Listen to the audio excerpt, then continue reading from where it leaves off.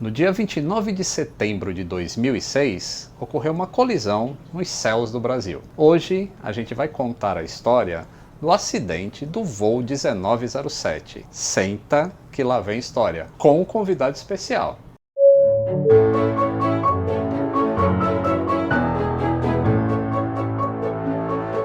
Saudações aeronáuticas! Tudo bem com vocês?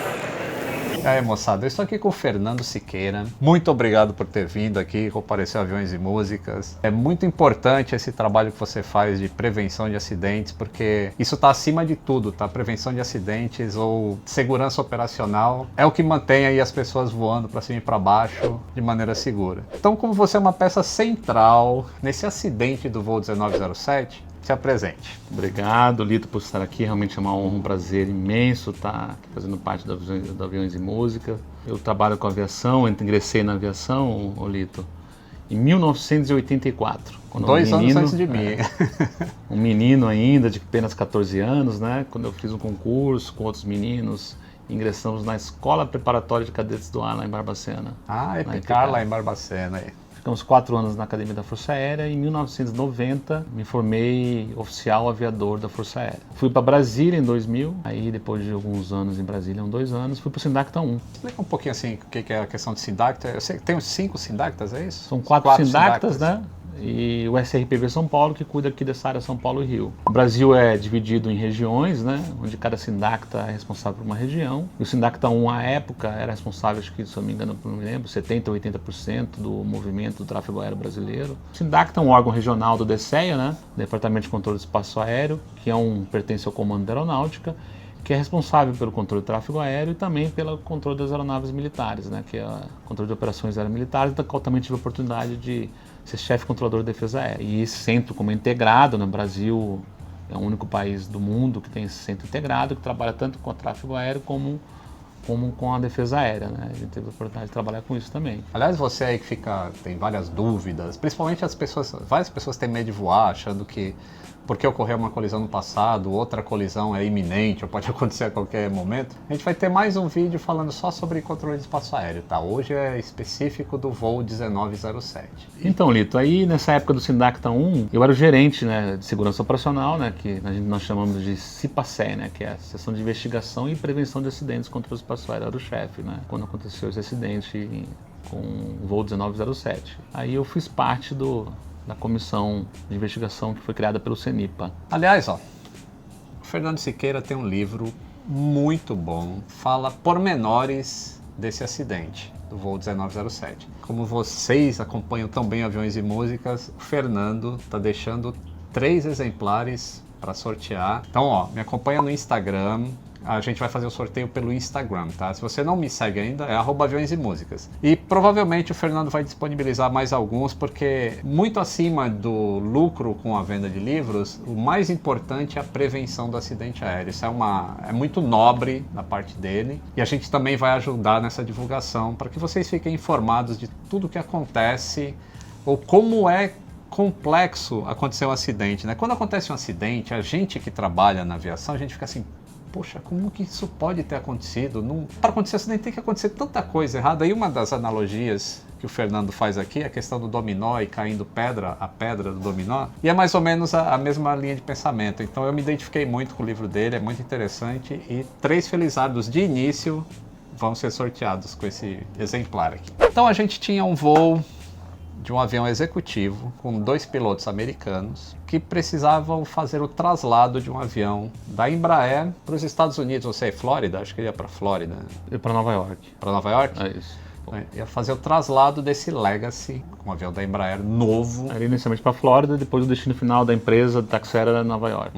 0 quilômetro o avião, tá? Novinho. Esse avião seguiu até Brasília e de Brasília ele deveria mudar o nível de voo para prosseguir na aerovia para os Estados Unidos. E não houve essa mudança de nível de voo. E em sentido contrário, na mesma aerovia, vinha o voo 1907 e ocorreu a colisão. Então vamos tentar fazer aqui uma reconstituição do que aconteceu. O livro, assim como as palestras que a gente dá sobre o voo 1907, como o motivo que nos traz aqui, tem um foco da prevenção. Um compromisso que eu assumi comigo mesmo durante a época da investigação, que a gente iria continuar contribuindo com a prevenção e para que um acidente dessa natureza nunca mais acontecesse. Como você disse, o jatinho, nós chamamos de November, né, que é o November 600XL, né, ele tinha como origem o aeroporto de São José dos Campos e com destino inicialmente o aeroporto de Manaus e depois ele iria seguir provavelmente para a Flórida, ali para Miami, acho que Fort Lauderdale, e depois com o destino final, que é a empresa operadora do jato, que era lá em Nova York. E a aeronave da Gol, ela vinha do aeroporto de Manaus, inicialmente com uma escala em Brasília, e depois seguia para o Rio de Janeiro. As duas aeronaves iriam entrar após Brasília, inicialmente numa rota de colisão. Né? Eu falo entre aspas porque iam entrar numa mesma aerovia, entraram numa mesma aerovia, né? Essa aerovia era de mão única, ou seja, as aeronaves seguiam, né, exatamente no mesmo eixo da aerovia, assim como rodovias, e nós temos espaço aéreo aerovias também. E as aeronaves vinham em sentido contrário, né? A aeronave jato no sentido e a aeronave o Novembro no sentido e o 1907 no outro sentido. Obviamente deveriam estar separadas por níveis, né? Uma pela sua direção, que na aviação a gente estabelece pela direção que ela está seguindo, né? A aeronave jato, a partir de Brasília, tinha que seguir um nível par, 360, ou seja, 36 mil pés. E a aeronave, o voo 1907, ela tinha que vir no nível ímpar, 370, 37 mil pés. Pega uma bússola, ela vai de 0 até 360.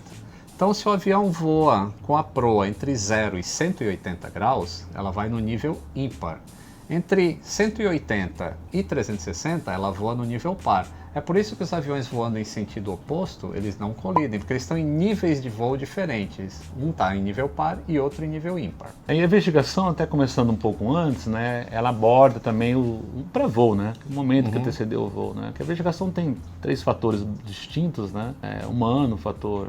A Zulito é especialista no fator humano, né, da palestra sobre o fator humano, é o fator operacional e o fator material. O fator material diz respeito aos equipamentos, aos sistemas, ao equipamento, né? O fator humano diz respeito aos aspectos psicológicos, aos aspectos fisiológicos, ou seja, a saúde das pessoas envolvidas no evento. Né? E o fator operacional tem um aspecto de controle de tráfego aéreo, onde nós estivemos trabalhando bem profundamente sobre o aspecto de controle de tráfego aéreo nessa investigação. O controle de espaço aéreo foi considerado, assim, eu lembro, foi praticamente massacrado pela mídia. Todos os dias nós estávamos na mídia. Foi bem na época também do caos aéreo, ali, 2006, 2007, que ocorreram 2 acidentes grandes, né? Que logo depois ocorreu um acidente em Congonhas. Mas eu lembro o quanto batiam nos controladores de tráfego aéreo. E assim, muitas vezes você não tem ainda o resultado da investigação. É um massacre sem saber exatamente o que aconteceu. Então por isso que eu falo sempre assim, quando me perguntam, aconteceu um negócio aí com a janela do avião que saiu. Comenta isso. Não, calma, a gente precisa entender várias coisas que aconteceram para poder emitir uma opinião. E eu lembro também que assim, os primeiros 2 meses após esse acidente, várias empresas aéreas, principalmente as internacionais, tomavam algumas precauções extras de afastar da aerovia, com medo. Assim, o Brasil passou uma imagem assim de que era um espaço aéreo inseguro, o que não era verdade. O Brasil sempre fez parte do Grupo 1 da ICAO, né? Junto com os outros países do mundo, da Europa, dos Estados Unidos, da América do Norte. Tudo que tem de mais moderno, tudo que entra em operação, o Brasil entra junto. O Brasil é o 6º colocado no mundo em segurança aérea operacional. Tá no ranking da ICAO isso, tá? Só pra você ter uma ideia. Uma curiosidade desse momento do dia do acidente, o acidente foi mais ou menos ali 5 minutos para dar 5 horas da tarde. Então a gente tinha um expediente administrativo no Sindacta e o acidente foi 5 minutos antes do expediente. Quando deu 5 horas, a gente fui para casa, não sabia ainda que tinha acontecido esse acidente. Quando recebi uma ligação de um colega da Gol, que trabalhava na segurança de voo, um ex-controlador, depois se tornou um grande amigo, um profissional muito bom, muito conhecido na aviação. Ele me ligou e perguntou o que estava acontecendo, que tinha uma aeronave da empresa aérea, desaparecida dos radares há alguns minutos, e sabia-se que tinha uma aeronave jato, que eu não sabia o que era, que estava descendo em emergência para pouso na base aérea do Cachimbo. E eu ainda não sabia o que tinha acontecido também. Você tinha acabado de sair do centro. Em casa, trocando de roupa, chegando na minha casa, cumprimentando meus filhos, que na época eram pequenos, né? E liguei imediatamente para o controle, para o Centro Brasília, e realmente deram a informação que tinha uma aeronave que estava desaparecida dos radares há alguns minutos e que tinha uma aeronave. Não sabiam ainda o que estava acontecendo, né? Aí rapidamente eu coloquei minha roupa, peguei meu carro e fui de volta ao Sindacta. Na época né, apavorado, o que estava acontecendo, tomei 3 multas no caminho ainda, né, Lito? A gente... Além de tudo, né? Além da tensão lá em E cima. mergulhamos no assunto. Era uma sexta-feira, cheguei de volta, era 5 e pouco da tarde, 6 horas da tarde, e a partir dali começamos a pegar as transcrições, as comunicações, as imagens de radar, começamos a reconstruir os cenários. Lá no setor nós temos um laboratório, a gente chama de revisualização, chama de rejogo, né? Começamos a fazer o rejogo, capturando as imagens do radar, com as comunicações e montando aquele cenário para entender o que estava acontecendo. E já no primeiro final de semana, nós entramos de volta na sexta-feira e como sair só na terça-feira, já virando noite, dia, com as primeiras informações, né? Na primeira noite, eu lembro, viu, Lito, na sexta-feira, que era final do dia, já a Força Aérea já acionou os meios de busca e salvamento, que no primeiro momento a intenção era o resgate, a procura das 154 vítimas, né? A busca por vida dessas pessoas. A Força Aérea já mobilizou todos os meios, helicópteros, aeronaves, e já iniciou-se o deslocamento dessas aeronaves para o local provável da queda. E durante a noite já acionou uma aeronave que saiu de Anápolis, uma aeronave que era uma nave de sensoramento remoto, né? Que tinha capacidade de levantar qualquer objeto, qualquer informação, qualquer calor, né? Em solo, que já passou a fazer um levantamento da provável área do acidente. E de manhã cedo, logo cedo, foram encontrados os primeiros destroços da aeronave Boeing, né, do voo 1907. E pela posição dos destroços, os especialistas nessa área já conseguiram identificar da dificuldade da possibilidade de encontrar ter sobrevivente. Já de manhã no sábado, né? Porque os destroços estavam muito espalhados, né?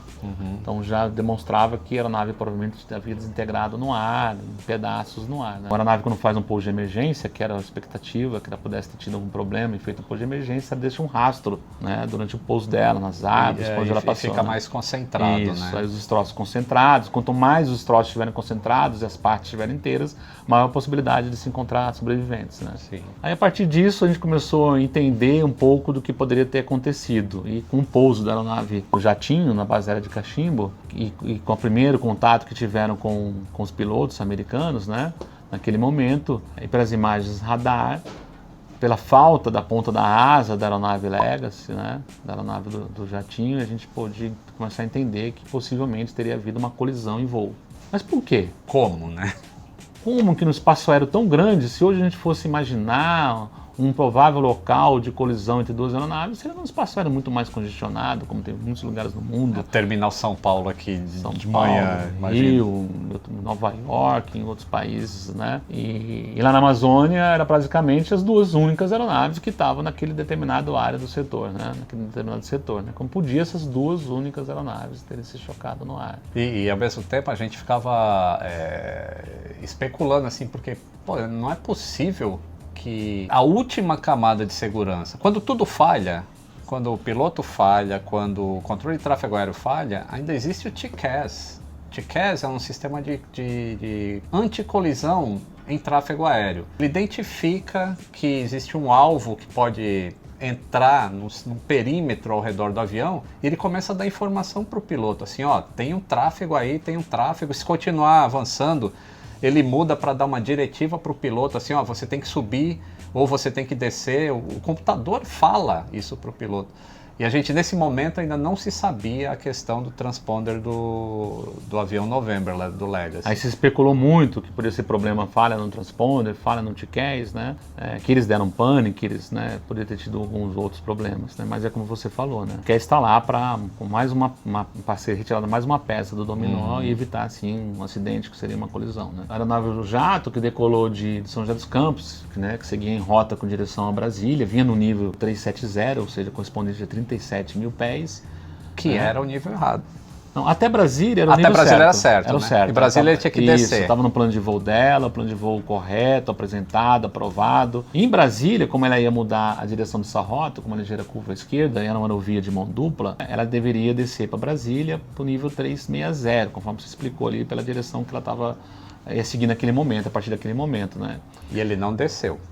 É a primeira... A primeira não, né? Já ocorreu uma na saída de São José dos Campos que a gente não comentou, mas a comunicação entre a torre de São José dos Campos e o cotejamento do avião já não foi ideal, né? Ele já, naquele momento, o controle do tráfego aéreo deveria ter passado os limites de autorização, né?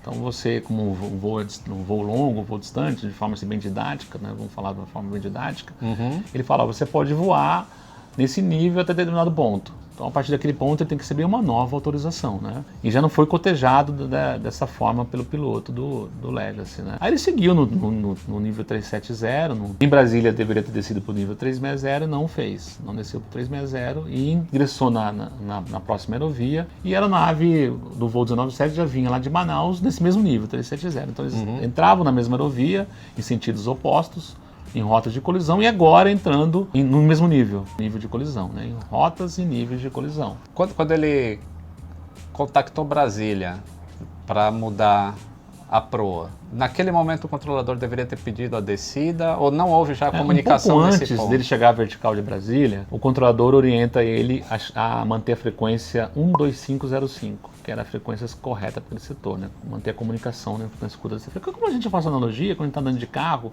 quando a gente está saindo de São Paulo e vamos a Ribeirão Preto. Durante o caminho a gente sintoniza uma rádio de nossa preferência, uma rádio FM, e vai ouvindo a rádio FM nesse caminho, tirando aquelas rádios que têm cobertura via satélite, uma parte do território brasileiro, aquelas que dependem de estações de solo, né? E a rádio, em determinado momento, começa a falhar, começa a ter músicas entrecortadas, aquela melhor música que a gente quer, começa a falhar, né? Sempre assim, né? Ele diz, poxa, não é bem essa música, né? Aí volta, quando você está mais alto, quando está mais baixo na rodovia, ela some, até que ela fica entrecortada, até que ela desaparece, a gente tem que fazer o quê?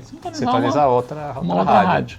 Então, naquele momento, ele estava no 2505, né? Quando ele passa a vertical de Brasília, o sistema do controlador alerta o controlador através de simbologias, né? Ela, basicamente, é a informação que está na etiqueta um plot radar, né? Está o nível 370, que é o nível que ela está mantendo, informado pelo transponder da aeronave, igual, um sinal de igual, ao nível 370, que é o nível que estava aprovado a voar. Isso antes de Brasília. Quando chega em Brasília, esse 370 muda para 360. E nem o piloto, nem o controlador, o piloto também no plano de voo dele aprovado, que ele apresentou na sala de tráfego, ele escolheu o nível 360 a partir de Brasília, né?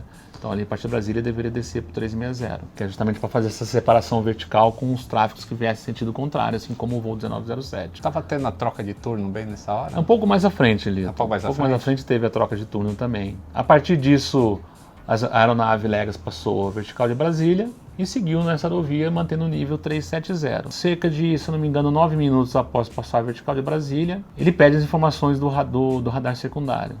Ou seja, o transponder para de funcionar. Aí na época especulou que ele desligou o transponder, que a aeronave começou a fazer subidas e descidas, curvas, que isso, o piloto estava checando a aeronave, estava brincando com a aeronave. Como se alguém fizesse isso, né? Não, nada disso, eu lembro também de acontecer isso daí. Realmente o transponder parou de emitir as informações e a gente não sabia se ele havia dado pane, se ele havia sido desligado, e se desligado, se foi intencionalmente ou se foi por acidente, né? Inadvertidamente. O transponder foi retirado da aeronave, né? Depois que ela pousou em Cachimba, depois da colisão, e foi levado para a bancada, para o laboratório, para que fossem feitos os testes nele.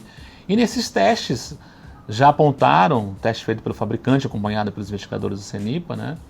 Apontaram que o equipamento estava em perfeitas condições operacionais, que não tinha problemas. Né? Mas por que ele parou de funcionar, Lito?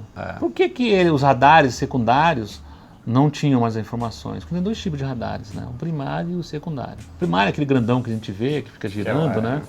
Que não depende de nada do avião, Isso, né? Ele é não colaborativo, né? Ele pega o plot radar, identifica que ali existe uma aeronave, mas não identifica qual é o tráfego, nem o nível que ela está com precisão.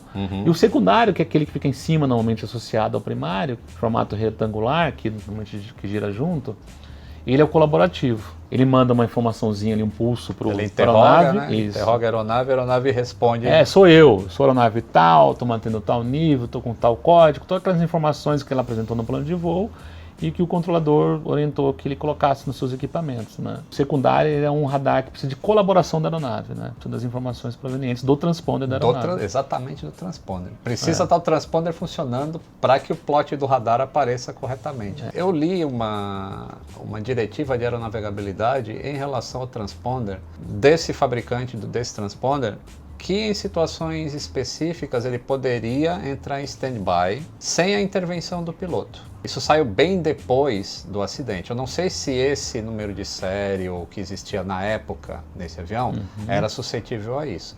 Mas depois do acidente ocorreu isso. Então, isso não foi um fato determinado na investigação, né? Não se chegou à conclusão se foi propositalmente desligado ou se foi uma falha que depois o fabricante daquele componente descobriu que poderia o radar entrar em stand-by, e se o piloto não prestar atenção no painel central, que existe a função stand-by lá, que está em stand-by, ele não percebe que o transponder saiu fora. No caso aí, realmente não foi pane do transponder, a gente acredita, né, durante a investigação, porque a gente não teve a colaboração dos pilotos para informar o que estava acontecendo. Várias possibilidades foram estudadas, até posições ergonômicas do pé, havia um descanso na aeronave, depois foi retirado, que o piloto podia botar o pé, que a ponta do pé poderia ter tocado no equipamento desligado, que ele estava com o notebook no colo, conversando sobre a operação da aeronave. Isso é muito comum, né? Pilotos conversarem sobre a operação, com o manual aberto, estudando sobre a aeronave, isso é comum. Então ele estava com o notebook, olhando as informações, e porventura que o notebook pudesse ter esbarrado, e isso também não foi comprovado, até que não tinha como isso acontecer. O mais provável que tenha acontecido, como eles estavam manuseando os equipamentos, entendendo os equipamentos, estudando os equipamentos, que pudesse inadvertidamente ter desligado o transponder, né? Entrado para a posição stand-by. E nisso lá, para o controlador, ele aparece lá a simbologia, que é uma cruz, um sinal de mais quando tem detecção do primário, e uma circunferência quando tem detecção do secundário. E a cruz com a circunferência é primário mais secundário. Quando ele perde a detecção do secundário pelo desligamento do transponder, ele fica só com a cruz. Além disso, naquele nível que eu falei, 370 igual 360, ele, em vez do igual, ele passa a simbologia, uma letra Z, que chamamos de Zulu na aviação, né? Que o controlador passa a saber que as informações de altimetria da aeronave não são mais precisas, que não são mais fornecidas pelo secundário, sim pelo primário, que é utilizado na defesa aérea, um gama de altitudes, né? Para a nave de caça saber que o alvo dele está naquela gama de altitudes, e o radar de bordo ele capturar a aeronave, né? Nesse caso, se o controlador tivesse percebido ou identificado, em que momento que o controlador chamaria já o avião para falar, iria evitar o acidente, Lito. Por quê? O controlador iria ter identificado que ele perdeu as informações secundárias e ia falar para o piloto, né? Ia falar, November, não recebe informações do seu transponder, check transponder. O que o piloto ia fazer? Ele ia olhar, iria colocar o procedimento em stand-by e on novamente. Com isso ia restabelecer o transponder ia restabelecer o nível que estava mantendo 370, o controlador iria verificar que não tinha descido para 360. Iria solicitar a descida para 360, também é possível, as regras de tráfego aéreo permitem, iria reservar o 370 para ele, iria fazer contato com o centro amazônico, iria verificar em rota se tem outra nave no sentido contrário, e reservar esse nível para... Poderia pedir para o 1907 subir para o 390. Alguma coisa iria acontecer para que as naves fossem separadas em níveis, né? E nesse momento ainda ele está mantendo o 125.0. O 370. Não, a frequência, um 2505. Isso, tem essa outra questão. E como ele já tinha afastado 9 minutos, que já é, né, a 900 km por hora, é uma distância razoável, mas ele ainda poderia receber no 125.05. Poderia receber no 2505. Essa é uma questão também que a gente aborda também durante a investigação no livro, né? Tanto a questão da detecção radar, como a questão da comunicação, que aí falou-se no tal do buraco negro, né? Até a gente foi entender o que era buraco negro, né? Por que eu falava do buraco negro? Só falar aqui, o pessoal explicar aqui essa questão do buraco negro. Falaram muito na imprensa que existia um buraco negro de comunicação na região amazônica ali, passando de Brasília e até chegar em Manaus, ninguém se comunicava. Isso não é verdade. Aliás, o livro explica bem, né, a questão. E tem uma coisa que eu não sabia, que eu fiquei sabendo no seu livro, que é a questão das cartas de navegação que estavam no Legacy estarem desatualizadas com as frequências erradas de comunicação. Isso foi uma peça fundamental, eu acho, porque os pilotos procuraram. Quando eles não tinham, né, ficou um tempo sem comunicação, eles procuraram se comunicar e eles tentaram várias frequências. Primeiro, né, Lito, o controlador, depois que houve a troca de turno, né, o controlador que assumiu, não me engano quantos minutos após que ele assumiu, não me lembro agora de cabeça, acho que 8 minutos, em torno disso depois de ter assumido, ele tenta uma tentativa de chamada para a nave November. Ele chama a nave November, ela não responde. não responde mais. Nessa mensagem, ele já pede para o novembro chamar uma determinada frequência que era a frequência correta para aquele setor, né? Que é 2505, era a frequência para ao sul de Brasília, né? Ele já tinha ao passar passado, Brasília, né? É porque as estações em solo, né? Elas são distribuídas de forma a que cada setor tenha uma cobertura eficiente para determinada frequência. E a frequência 2505, ela tem estações no Sindacta 1, que fica em Brasília, ela tinha estações no Sítio do Gama, que é uma cidade satélite ali do Gama, ela tem estações em Três Marias e outra cidade, que não me engano, se era Buritis, em Minas Gerais também. Estações de forma que aquela região toda tenha cobertura eficiente para 2505. Ao passar a vertical de Brasília, tinha outras frequências que... Existem outras frequências que ele tem que chamar, porque as estações também estão distribuídas para dar cobertura naquelas frequências, né? E o controlador chama a aeronave Legacy, ela não responde. Aí começou a pensar que ela poderia estar na frequência incorreta, que poderia ser falha nas comunicações, que poderia realmente existir o buraco negro, e fomos investigar isso, né? Aí mais à frente, o jatinho chama o controle 12 vezes. Chama 12 vezes o Centro Brasília não responde. Aí nós fomos montando ali todo aquele quebra-cabeça dessas informações e fomos entendendo. E uma delas foram as cartas de navegação aérea. As aeronaves internacionais, inclusive as brasileiras, né, de linha aérea regular, utilizam um determinado fabricante das cartas, né? E as cartas utilizadas, que são as oficiais no Brasil, são as produzidas pela aeronáutica, né? A carta que estava a bordo da aeronave do jatinho, inclusive estava marcado com caneta marca-texto a rota que ela iria fazer, né? E ela tem lá um quadro de frequências. Primeira coisa, essa carta estava vencida. E comparando essas frequências da carta desse fabricante com a carta dessa carta produzida no Brasil, identificamos algumas diferenças, né? Então, vamos imaginar, nós somos um piloto, estamos voando numa aerovia, estamos chegando no local que nós sabemos que é obrigatório, que nós chamamos de ponto de notificação compulsório, que o piloto obrigatório, naquele ponto tem que falar com o controlador, que no caso era um ponto que era mais ainda, que tinha mais obrigação ainda, que era transferência do controlador de Brasília para o controlador de Manaus, né, do centro Brasília para o centro amazônico. O que o piloto faz? Chama na frequência que ele está sintonizado. E chamou 3 vezes na 2505. Voltando um pouquinho, Lito, a gente, nessa investigação, a gente começa já a perceber que a aeronave estava nessa frequência no 2505. E chamamos a aeronave do JAVE, que é a aeronave laboratório, para fazer um cheque das frequências. Todo mundo sabe que a aeronáutica tem um grupo especial de inspeção e voo, que são aeronaves de laboratórios, utilizadas para cheque dos aeroportos, dos equipamentos de navegação aérea, das comunicações em rota dos aeroportos, para checar se tudo funciona perfeitamente. Checou todas as frequências desse setor, que era o setor 7, que era o norte de Brasília, e todas as frequências operaram além de até 410 milhas náuticas. E o setor ali, se eu não me engano, tinha 380, ou seja, funcionava além disso. E fez o cheque também na 2505, passando por Brasília. E essa frequência deu um alcance para esse setor de 170 milhas. Isso é interessante, porque apesar dela não estar destinada para operar naquele setor, ela ainda tinha alcance de 170 milhas.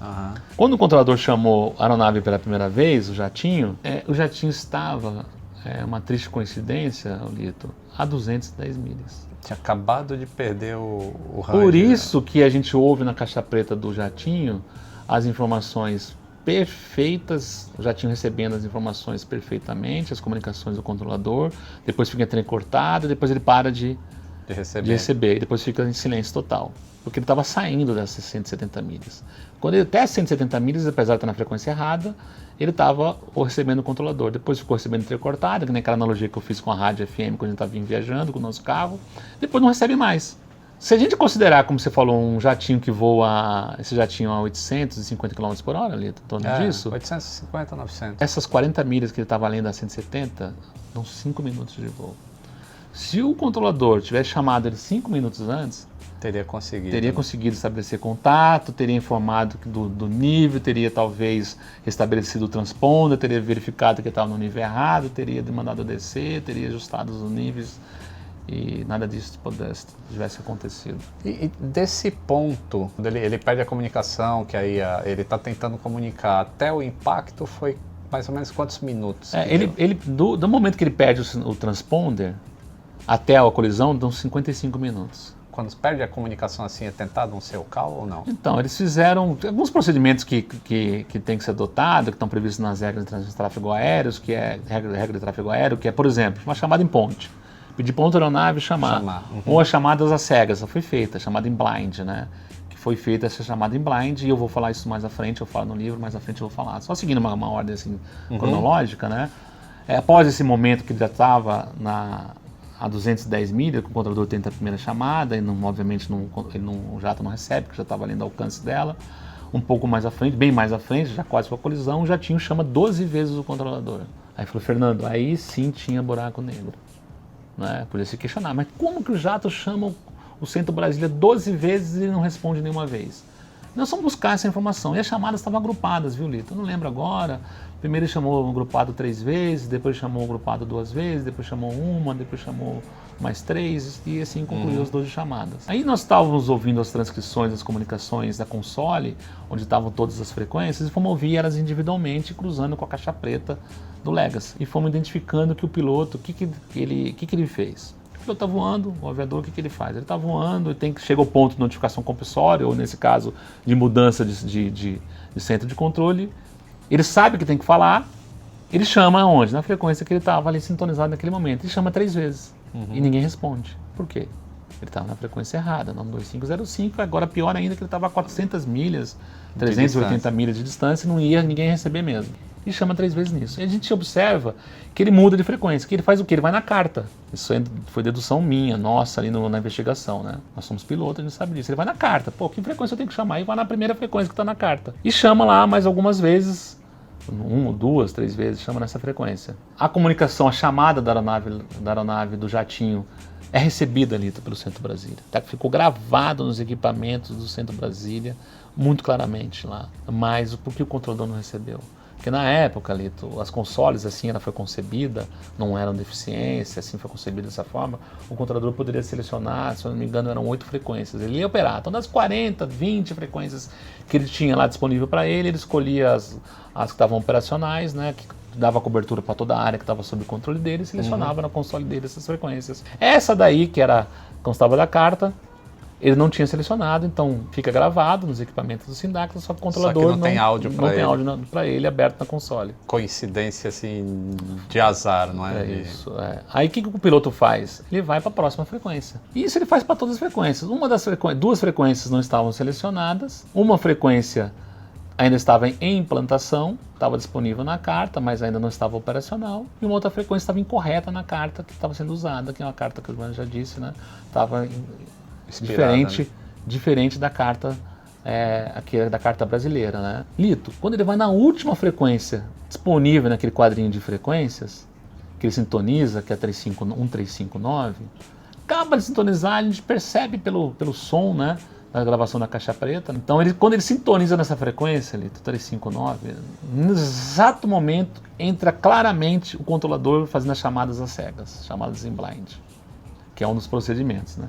Então ele chama a aeronave November, o controlador, com essa chamada em blind, perfeitamente, já orientando ele em determinada posição, que era a transferência do centro de Brasília para Manaus. Aí naquele momento ele chamar já a frequência do Centro Amazônico e passa para ele a frequência que ele tinha que chamar.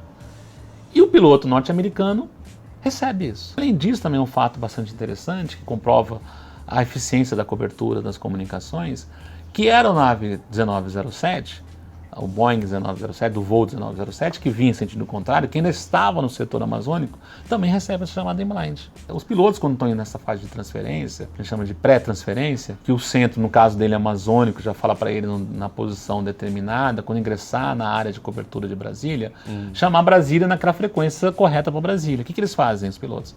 Vão lá no equipamento reserva e já colocam essa frequência. No equipamento de transmissão do piloto tem uma janela que é ativa de comunicação e tem uma que é stand-by, é uma reserva. Então ele já põe a próxima aqui na stand-by. Na hora de fazer a transferência, ele só aperta um botãozinho, essa reserva vai para o ativa e a ativa vai para a reserva. Isso. E ele no pode outro trocar. equipamento 2, né, ele já deixa ativo a próxima frequência, foi o caso que ele fez. Estava ativo no equipamento 2 a frequência que ele deveria chamar. Por isso que ele recebe a chamada do Centro Brasília, estando ali em área do Centro Amazônico, ou seja, mais distante ainda, que mostra a eficiência da que não existe buraco negro. Isso, que não existiu buraco negro. Pô, mas aí, Fernando, você vai me perguntar, agora estava na frequência certa, por que não estabeleceu contato com o Centro Amazônico? A gente ouve na caixa preta do jatinho, do November, o piloto tentando falar com o Centro Brasília, que ele não copiou os dígitos, e pede para o Centro Brasília confirmar para eles os dígitos dessa frequência, e fala isso 2 vezes. Por favor, diga mais uma vez qual a frequência que eu tenho que chamar do centro amazônico. E o centro Brasília não responde nenhuma das duas vezes. Agora ele estava na frequência certa, né? Havia recebido o controlador de Brasília chamando ele perfeitamente. Mas ele não conseguiu copiar a frequência. Não copiou a frequência, não entendeu a frequência certa, chamou o controlador de Brasília, o controlador de Brasília não respondeu ele. Nós fomos buscando nas comunicações,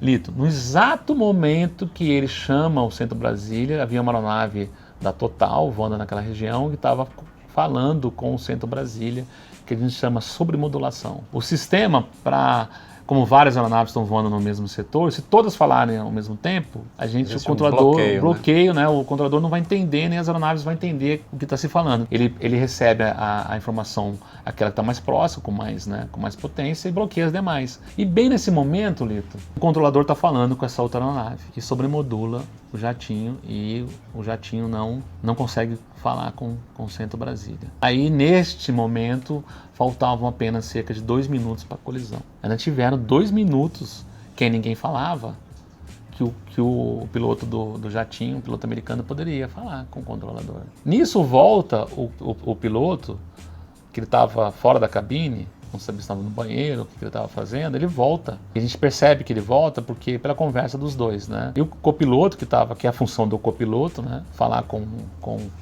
controle do tráfego aéreo, houve na caixa preta conversa entre copiloto e piloto. E o copiloto fala para o piloto: estou tendo um problema rádio aqui. Tentei falar com o controlador, não consegui, passei por várias frequências, não consegui falar. Quando estava passando por uma das frequências, eu recebi ele falando comigo, só que eu não consegui falar com o controlador. Pedi para ele que me confirmasse os dígitos e não consegui falar com o mesmo. Nesse exato momento, cerca de 10 segundos após, ocorre a colisão.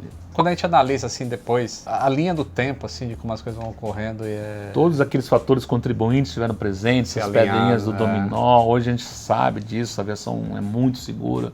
A gente, analisando esse acidente, a gente verifica quantos fatores tiveram que estar presentes, que chamamos de fatores contribuintes, para que um acidente realmente viesse a acontecer e caísse a última pedra do dominó. Qualquer uma daquelas dezenas de pedras que fossem retiradas iria interromper a sequência de eventos, né, de queda das pedras, e não iria cair a última pedra que é o acidente. E algumas pessoas me perguntam assim, né? Poxa, mas o TCAS, que é o sistema de anticolisão em voo, ele não funcionou no voo 1907? Porque só estava desligado o transponder do jatinho, então o outro tinha que funcionar, mas não é assim. Do mesmo jeito, o TCAS ele funciona usando os mesmos dados que o radar do controlador recebe.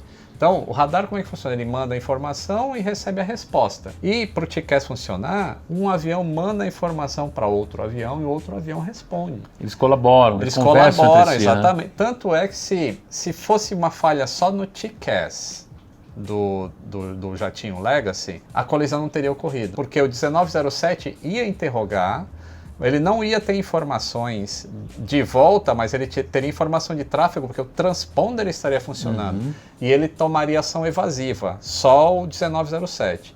Mas como foi o transponder inteiro, quando o voo 1907 interroga se tem alguém ali, a resposta é a mesma que para o transponder estava desligado. O transponder estava desligado, então não tem resposta. Então, para o TCAS do 1907, tá tudo bem, não tinha ninguém na frente dele. A falta do transponder.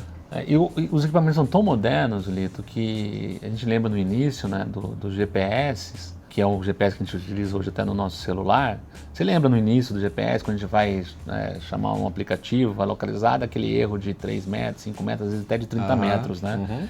E antigamente o GPS das aeronaves também tinha uma margem de erro maior, ou seja, não era altamente preciso. Hoje eles são tão precisos que o GPS das duas aeronaves colocaram as duas aeronaves no mesmo ponto no espaço aéreo. Uma questão de metros, talvez, o que nós chamaríamos do acaso, né? Que o acidente não teria acontecido se o acaso tivesse levado as duas aeronaves a passar próximas, mas sem colisão.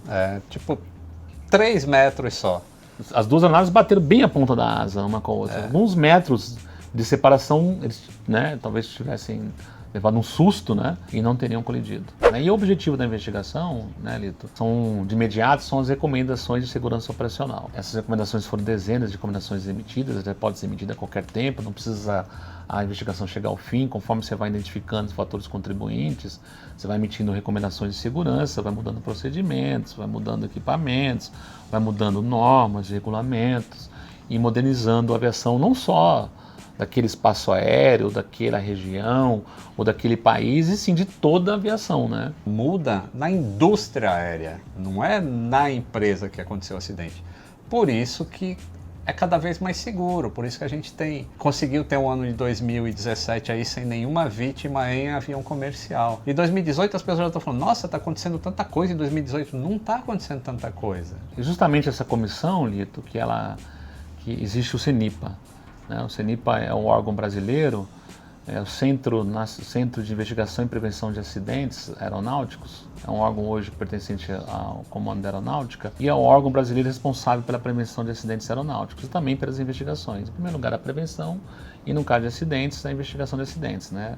Semelhante a ele, tem o NTSB, que é um órgão norte-americano que também é responsável pelas investigações de acidentes aeronáuticos. E uma das responsabilidades do CENIPA é a emissão dessas recomendações de segurança operacional, né, a qualquer momento, e acompanhamento do cumprimento dela. Então, foram emitidas dezenas de recomendações de segurança operacional desde o início da investigação, onde iam sendo identificados fatores contribuintes e já identificávamos as necessidades de correções de procedimentos, ou muita coisa foi modificada nos regulamentos, né? E isso que mudou na aviação. Todo acidente tem aprendizados, modificações. Gera uma mudança, né? Isso é uma das atividades do CENIPA aqui no Brasil, que é um órgão, né, também é um órgão brasileiro, mas que tem relações internacionais, né? E essas recomendações que foram emitidas levou a uma modificação, às ações bem importantes, que foram os investimentos. Muito investimento no controle de tráfego aéreo aconteceu após o acidente. Ah, mas Fernando, não aconteciam investimentos antes? Aconteciam sim investimentos antes. O próprio setor gera muito recurso para ser reinvestido no setor, das tarifas que pagamos, as taxas de embarque, as tarifas de navegação aérea que as aeronaves pagam no voos em rota, a passagem que a gente compra já tem as tarifas. E passaram a ser investidos após o acidente, na infraestrutura, no controle de tráfego aéreo, na modernização de equipamentos, na modernização de sistemas, na aquisição de novos radares, no aumento da cobertura, no aumento na melhoria das comunicações. Houve um aumento também dos controladores. Um aumento dos controladores. Foi nessa época que teve o motim, que foi falado do motim, né? Foi falado do motim, que foi bem ali na região do Sindacta 1, do caos aéreo. Aí estava represado muita formação de controlador, estava algum tempo que não formava controlador como sistema que estava crescendo muito, a aviação não para de crescer. Todo mundo tem que crescer junto, os investimentos têm que acontecer em conjunto, nos aeroportos, nas empresas aéreas e também no controle de tráfego aéreo. E o controle de tráfego aéreo nessa época estava ficando um pouco para trás, com poucos investimentos. Com esse acidente, nós percebemos que mais investimentos vieram no setor. E a aviação, né, Lito, ela é uma vigilância contínua. Sim. A segurança de voo, ela tem que se modernizar todos os dias. É uma melhoria contínua, tem que ser. Não existe a perfeição, a gente está sempre buscando melhorar. Sempre buscando. Não se acomoda assim, porque 2017 não teve acidente, está tudo bom. Não está tudo bom. Tá todo dia tem modificação no mundo inteiro, todo dia tem recomendação de segurança operacional no mundo inteiro, todo dia o equipamento é modernizado, todo dia a aviação avança, assim como a gente vê as modificações dos aeroportos todo dia, crescendo, modernizando sistemas e equipamentos. Nessa época, todos os controladores eram militares, ativos. Né? Hoje em dia a gente tem civis também trabalhando no controle de tráfego aéreo. Tem. Na época até tinha alguns civis também. Aí aumentou os concursos, né? Aumentaram os concursos, né? Os concursos públicos, para aumentar o volume de ingresso de controladores no sistema, né? Então, um órgão de controle que tinha deficiência de controladores, né, passou a ter mais controladores, investiu ainda mais em capacitação, em mais treinamentos, em equipamentos de capacitação, em simuladores. Né? Eu lembro da compra de simuladores 3D, da compra de simuladores para os órgãos regionais, dos treinamentos, que tudo isso é recurso. Isso aqui que a gente está falando é muito importante. Eu quero que vocês percebam uma coisa. Na época desse acidente, com as notícias da imprensa assim, o cara desligou o transponder, ele foi fazer manobra com o avião para testar o avião. Isso gera uma reação de quem está lendo a notícia de que alguém tem que pagar por isso. E quem que pagaria por isso? Os pilotos americanos. Eles foram culpados, eles tinham que ir para a cadeia, eles tinham que ficar presos aqui na Amazônia, eles tinham que não sei o quê, e todo mundo contra o piloto. Quando você só procura um culpado para um acidente, nada disso que mudou teria mudado. Porque você encontrou o culpado, acabou, não precisa fazer nada. Entendeu? Enquanto que a investigação e prevenção de acidente é isso, é investigar tudo que aconteceu, é mudar procedimentos, não é achar o culpado. Ninguém desliga um transponder para causar um acidente. As coisas ocorrem por erros, por N fatores. O fato é descobrir quais são esses fatores e implementar mudanças. E isso que é a importância, e não de colocar um piloto na cadeia, isso não resolve absolutamente nada. Isso é o foco, né, Lito? Esse é o foco da investigação, da prevenção, né? É levantar fatores contribuintes, a gente toma muito cuidado para não levantar culpados, né? Para que o setor da prevenção seja protegido, né? Para que ele tenha com um único objetivo, que é o que você disse bem claramente, é prevenir futuros acidentes. Eu quero agradecer muito ao Fernando Siqueira por ter vindo. Eu estou recomendando o livro. Onde que o pessoal encontra esse livro para comprar? Através do e-mail livrovoo1907@infracea.com.br ou através do do próprio perfil da Infracea no LinkedIn, @infracea. Vou deixar aqui embaixo o endereço aí para vocês adquirirem esse livro. A informação é resumida, tem imagens de radar, tem assim, e é do ponto de vista do controle de tráfego aéreo, que foi um dos fatores principais contribuintes para que esse acidente acontecesse. Então eu recomendo o livro aí para quem quiser se informar sobre esse assunto. E não se informem tanto pela mídia assim, aconteceu um acidente hoje, aconteceu a notícia hoje. A notícia não quer dizer muita coisa, tá? O que quer dizer são anos de relatório, de pesquisa para se chegar na verdade. Ou bem próximo da verdade. Obrigado, Fernando. Foi um prazer tê-lo aqui no Aviões e Músicas. Sou fã do Aviões e Músicas, viu? Muito obrigado, Fernando. Sou realmente um fã do Aviões e Músicas, meus filhos, meus colegas de trabalho, de profissão, da aviação. Todo mundo é seu fã. Muito obrigado. Admiro muito o seu trabalho. E a gente tem que admirar muito o trabalhador de controle de tráfego aéreo, porque é uma função tamanha responsabilidade, tanto quanto a do mecânico que arruma o avião, tanto quanto a do piloto que está pilotando o avião. A aviação existe por causa dessa equipe, assim, é um teamwork que a gente fala. E teamwork é uma das coisas que, se faltar, é um dos elos para acontecer um acidente. Então é muito importante, todo mundo está trabalhando, ninguém é mais importante que ninguém. E todos têm a sua importância para que todo mundo voe seguro. Obrigado pela oportunidade, Lito, de estar aqui e com um foco único, prevenção. Isso aí. Grande abraço e até o próximo vídeo.